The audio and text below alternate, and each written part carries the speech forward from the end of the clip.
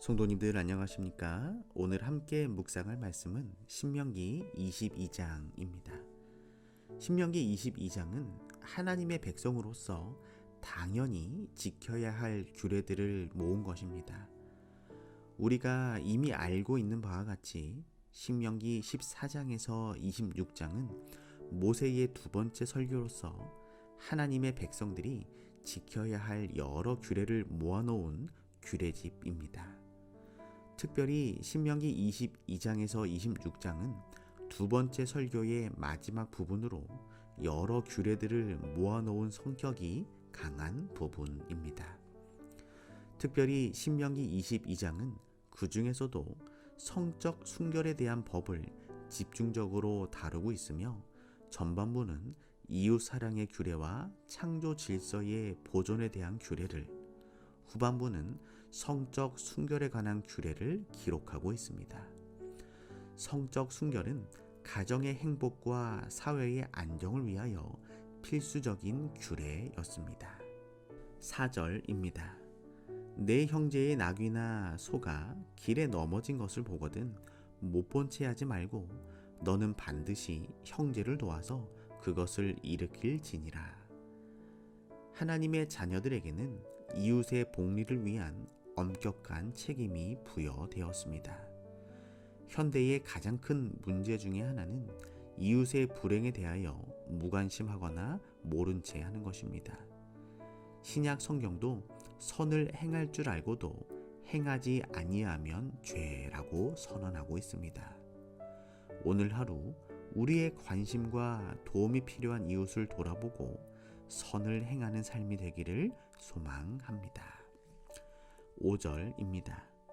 여자는 남자의 의복을 입지 말 것이요 남자는 여자의 의복을 입지 말 것이라. 이같이 하는 자는 내 하나님 여호와께 가증한 자니라. 창조 질서를 보존하라는 규례에서 여자는 남자의 의복을 입지 말 것이요 남자는 여자의 의복을 입지 말라고 하였습니다. 첫 번째 이유는 그것이 이방인들의 풍속이기 때문이었습니다. 이것은 음탕한 목적으로 짐짓 다른 성으로 가장하는 이방 풍습에 대한 것이었습니다. 두 번째는 성경적인 이유가 있었기 때문입니다.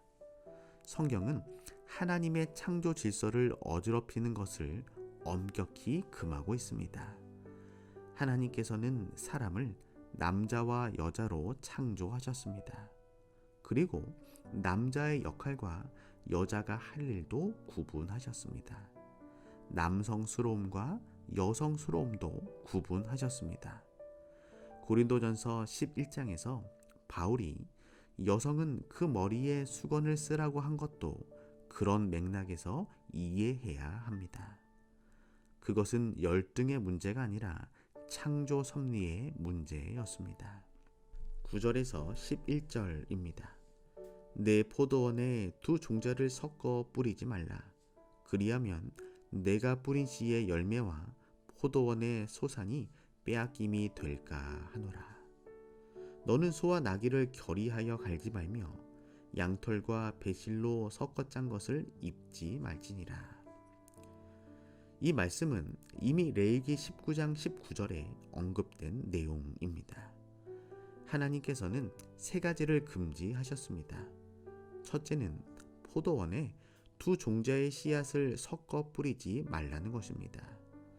둘째는 소와 나귀를 짝지어서 밭을 갈지 말라는 것이요.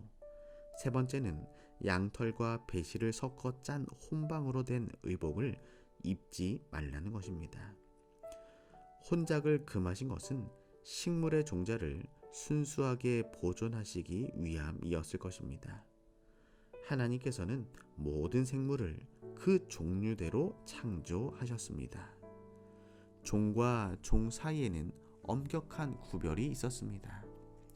성경은 식물뿐 아니라 동물도 다른 종류와 교합시키는 것을 금하고 있습니다. 소와 나귀를 짝지어 밭갈지 말라는 것은 서로 다른 특성을 가진 동물을 한데 묶어 일을 시킬 경우 어느 한편이 고통을 당할 것이기 때문이었습니다.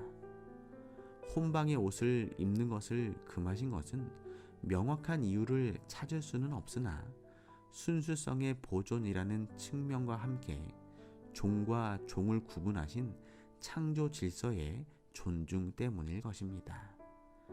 오늘날 죄로 인해 창조의 질서가 무너진 시대에 우리는 살아가고 있습니다.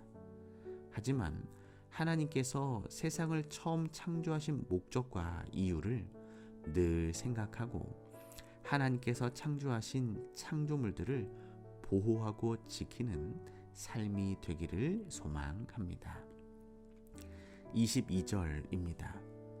남자가 유부녀와 통간함을 보거든 그 통간한 남자와 그 여자를 둘 다 죽여 이스라엘 중에서 악을 제할지니라. 자기 배우자가 아닌 이성과 동침하면 간통이 됩니다.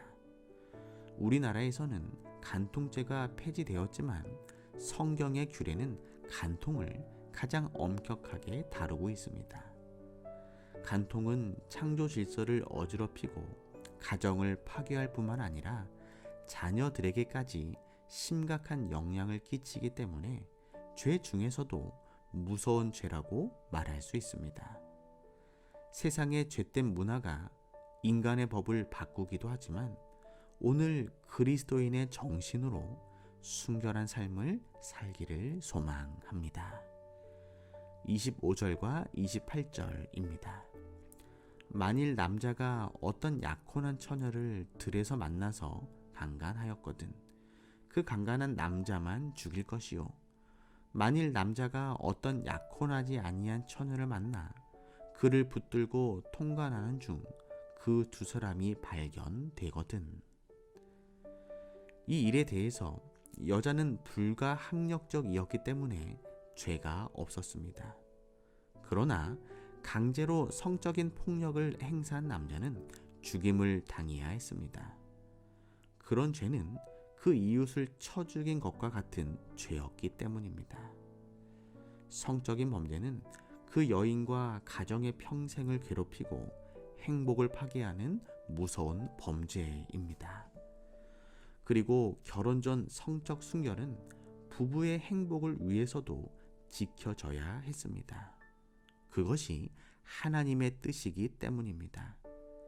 죄된 시대와 문화 가운데 먼저 육체적 접촉을 허용하는 일은 결국 자기 행복을 위해서도 현명한 생각이 아니며 하나님께서 인간에게 주신 행복한 가정 제도의 순수성을 잃어버리게 만드는 일이기 때문입니다. 오늘 우리 그리스도인의 삶이 성적인 순결을 유지하고 또한 배우자에게 충실하고 신실한 삶이 되기를 소망합니다. 오늘은 박윤서 장로님 가정을 위하여 기도합니다. 사랑의 하나님, 박윤서 장로님의 삶 속에 언제나 하나님의 선함이 함께하여 주시고 오늘도 십자가의 은혜 가운데 거하며 하늘의 영원한 행복을 바라보는 복된 삶을 살게 하여 주시옵소서. 또한 김옥래 집사님과 모든 가족들의 삶이 언제나 성령 충만하여 하나님의 인도하심을 경험하는 복된 하루가 되게 하여 주시옵소서. 사랑의 예수님의 이름으로 기도합니다.